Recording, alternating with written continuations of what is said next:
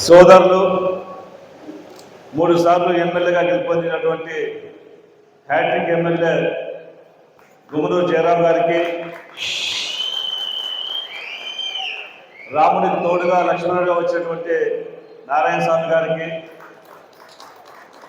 అనంతపురం నగరంతో పాటు రాయలసీమలోనే రవికాంత్ క్యాటరింగ్ అంటే పేరు వినని వాళ్ళు ఎవరు? ఆయన చేసిన సేవలు అమోఘం. ఇప్పటికూ నిరంతరం అన్నదాన కార్యక్రమం చేస్తూ అన్నదాతగా ఉన్నటువంటి రవికాంత్ క్యాటరింగ్ రమణాన్న గారికి, సోదరులు ఎంతో ఉద్వేగంగా ఉత్సాహంగా మిమ్మల్ందరినీ కూడా ఉత్సాహపరిచిన వ్యక్తి మన మణి గారికి, వేదిక మీద పెద్దలకు, ఇంత పెద్ద తల్లి వచ్చి మమ్మల్ని ఘనస్వాగతం పలికినటువంటి సోదర సోదరిమణులు, అదేవిధంగా పాత్రికేయ మిత్రులు కూడా పేరు పేరు హృదయపూర్వక నమస్కారం తెలియజేసుకుంటున్నాను. నేనైతే ఈరోజు సన్మానం చేస్తామని చెప్పేసి పూర్ణమ్మ గారు పిలిచారు. నాకు నేను ఎంపీ అనేది ఒక పదవిగా భావించడం లేదు, ఒక బాధ్యతగా భావిస్తున్నాను. ఆ బాధ్యతని గుర్తు చేసే కోసం మీరందరూ కూడా ఈ సన్మానం చేస్తారని భావిస్తున్నాను. నిజంగా మరవలేనటువంటి మరపురాని రోజుగా నేను ఈరోజు గుర్తుపెట్టుకుంటున్నాను. మీ అందరికీ నేను తెలిసి ఉండకపోవచ్చు, గత ఎన్నికల ప్రచారంలో భాగంగా అతి కొద్ది సమయంలోనే మీ అందరి కుటుంబ సభ్యులను అన్ని కూడా ఒకరిగా చేర్చుకొని అఖండ విజయాన్ని అందించినటువంటి మీ అందరికీ కూడా నేను బాధాబాధలు తెలియజేసుకుంటున్నాను. ఎందుకంటే చివరి క్షణంలో అనంతపురం ఎంపీగా నా పేరు డిక్లేర్ చేసిన తర్వాత అందరినీ కలవాలనుంది, ప్రతి ఒక్కరిని పలకరించాలి, ప్రతి ఒక్కరిని ఓటు అడగాలని చెప్పేసి ఎంతో ఆశతో రావాల్సిన సమయంలో కూడా సమయం తక్కువగా ఉండి మిమ్మల్ని కలవలేకపోయినా కానీ నిండు మనసుతో ఆశీర్వాదం చేసి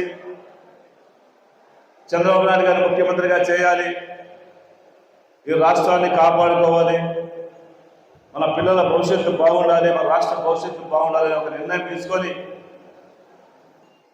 ప్రత్యేకించి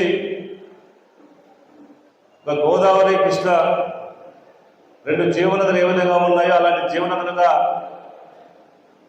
తెలుగుదేశం జనసేన ఉంటే ఆ రెండింటినీ కల్పించిన పట్టిసీమలాగా బీజేపీ కూడా కలిసి ఓ ఎన్డీఏ కూటమిగా ఏర్పాటు చేసుకొని ఈ రాష్ట్రాన్ని కాపాడుకోవాలని ఇచ్చిన పిలుపు మేరకు మీరందరూ కూడా ఆశీర్వదించి మా ఇద్దరిని కూడా అత్యధిక ప్రయత్నం కల్పించినటువంటి మీ అందరికీ కూడా మరొకసారి ధన్యవాదాలు తెలుసుకుంటున్నాను.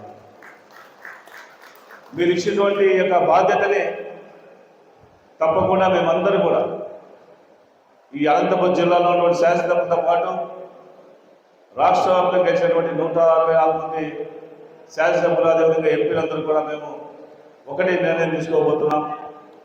ఈ రాష్ట్ర భవిష్యత్తును కాపాడుకోవాలి, ఈ రాష్ట్రంలో ప్రతి ఒక్కరు కూడా సంక్షేమ కార్యక్రమం అందాలి, ఈ రాష్ట్రం అభివృద్ధికి మేమందరూ కూడా పాటుపడాలనే లక్ష్యంతో మేమందరూ కూడా ఒక టీం వర్క్ చేయాలనే ఉద్దేశంతో ఈరోజు మీ ముందుకు రావడం జరుగుతూ ఉన్నాం. ప్రత్యేకించి గుంతకల్లో అనేక సమస్యలు వినిపిస్తున్నాయి. చాలా కాలంగా ప్రజాప్రతినిధులు వచ్చారు, ఇక్కడ ఓట్లు వేయించుకున్నారు, వెళ్ళిపోయారు, కానీ మీ సమస్యలు మాత్రం అలాగే ఉండిపోయినాయి. ఈసారి మాత్రం మీ సమస్యలు పరిష్కారం చేసే దిశగా మేమిద్దరు కూడా మీ అందరికీ కూడా హామీ ఇస్తూ ప్రత్యేకించి గుంతకల్ పట్టణంలో ఉన్నటువంటి కసాపురం లేదా సత్రాన్ని పెట్టడం అండర్బ్రిడ్జి, అది ప్యారలల్గా ఒక బ్రిడ్జ్ ఏర్పాటు చేయాలి. అదేవిధంగా ధర్మవరం గేట్కి అండర్బ్రిడ్జి మళ్ళీ ఏర్పాటు చేసి అది కూడా ఖచ్చితంగా మేము చేయాల్సిన బాధ్యతని ఒకసారి మీరు గుర్తు చేస్తుంది. కాబట్టి ఈ 2 సమస్యలతో పాటు ఈ గుంతకల్ పట్టణానికి ఒక ring road, round ring road కావాలి. ట్రాఫిక్ లోపలికి వస్తే టౌన్లో బయటికి కూడా ఇబ్బంది ఉంది, కాబట్టి ఒక అవుటర్ రోడ్ రింగ్ రోడ్ తీసుకొచ్చి ఒక గుంతకల్ పట్టణాన్ని ఒక సుందరమైనటువంటి ఒక పట్టణంగా తీర్చిదిద్దే బాధ్యతని మేమిద్దరు తీసుకోబోతున్నామని ఈ సందర్భంగా మీకు తెలియజేసుకుంటున్నాను. ఎందుకంటే ఇప్పటికే పట్టణం దాదాపుగా 2,50,000 పైచలకు ఇక్కడ జనాభా ఉంది, కానీ దానికి తగినట్లుగా ఇక్కడ సౌకర్యం లేవు. ఈ పట్టణ అభివృద్ధి కూడా అంతంత మాత్రం కనిపిస్తూ ఉంది. ఈ పట్టణంలో ఉన్నటువంటి అనేకటువంటి సంస్థల ద్వారా ఎంతో ఆదాయాన్ని కూడా తీసుకున్నటువంటి యొక్క మున్సిపాలిటీలో మొన్నే చూసాం. మనం ఆసుపత్రికి మేము ఇద్దరు కూడా పర్యటన చేసి ఆసుపత్రిని ఆకస్మికంగా సందర్శించాల్సిన సమయంలో అనుకోకుండా అక్కడ క్యాబినెట్ సమావేశం ఉండటం వల్ల అన్నగారు అక్కడ జయరామ్ వెళ్ళడం వల్ల మేము రాలేకపోయినాం. ఆ రోజు మీరు చూశారు, మొత్తం పేపర్లు రాశారు, ఆంధ్రజ్యోతి పేపర్లో ఒక హాఫ్ పేజ్ మొత్తం. ఈ ఆసుపత్రుల్లో మందులు లేవు, చికిత్స లేదు, డాక్టర్లు లేవు, పరిశుభ్రత లేదు, ఎక్కడ వేసిన గొంగల్లా ఉందని చెప్పి చెప్పడం జరిగింది. కాబట్టి ఇవన్నింటినీ కూడా మేము పరిశీలన చేసి మీ అందరికీ ఒక మంచి ఆసుపత్రుల్లో సౌకర్యాలన్నీ కల్పించు, అందరికీ మందులు ఏర్పాటు చేస్తూ ఇంకా ఎన్నో కార్యక్రమం చేసేటువంటి పరిస్థితి కూడా మేము ముందుకు తీసుకురావాలని చెప్పి తెలియజేసుకుంటాను. ఇంకా అనేక సమస్యలు ఉన్నాయి గుంతకల్లో.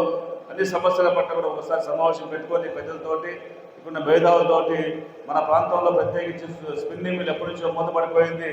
ఆ స్పిన్నింగ్ మిల్ స్థలం అలాగే ఉండిపోయింది. దాదాపుగా 45 ఎకరాలు దాదాపుగా ఉన్నట్టుంది. అది అంత మంచి స్థలాన్ని ఈరోజు మనం ఉపయోగం లేకుండా నిరుపయోగం ఉంది. కాబట్టి దాన్ని ఏ విధంగా చేసుకుంటే మన అందరికీ కూడా ఉపయోగపడుతుంది, మన ప్రాంత వాసులకి ఇక్కడ యువతకి ఉద్యోగాలు ఏ విధంగా వస్తాయి, అందులో పరిశ్రమలు వస్తాయని చెప్పేసి ఒక ఆలోచనని ఒక మేధావులతో ఇక్కడ సమావేశం ఏర్పాటు చేసుకొని ఆ యొక్క ప్రపోజల్ని గౌరవ ముఖ్యమంత్రి గారికి తీసుకెళ్ళి తప్పకుండా అక్కడ కూడా ఏదైనా పరిశ్రమ వచ్చేలాగా మేము మీ అందరికీ కూడా కృషి చేస్తామని చెప్పి సందర్భంగా తెలియజేసుకుంటున్నాను. ఇది కూడా చాలా కాలంగా చాలా సమస్యలు ఇక్కడ ఎదుర్కొంటున్నాం.